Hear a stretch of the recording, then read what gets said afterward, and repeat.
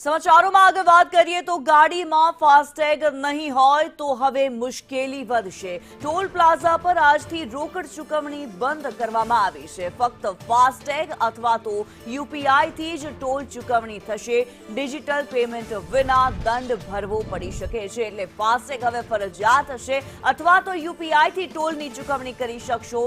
જો ગાડીમાં ફાસ્ટેગ નહીં હોય તો હવે મુશ્કેલી વધશે।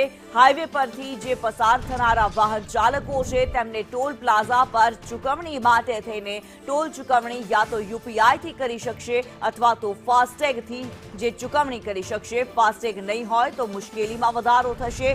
ફાસ્ટેગ યુપીઆઈ થી હવે ટોલની ચૂકવણી કરવામાં આવશે। આજથી જે નિયમ લાગુ કરવામાં આવ્યો છે, ટોલ પ્લાઝા પર આજથી રોકડ ચૂકવણી બંધ કરવામાં આવી છે। માત્ર ફાસ્ટેગ અથવા તો યુપીઆઈ થી ટોલની ચૂકવણી થશે।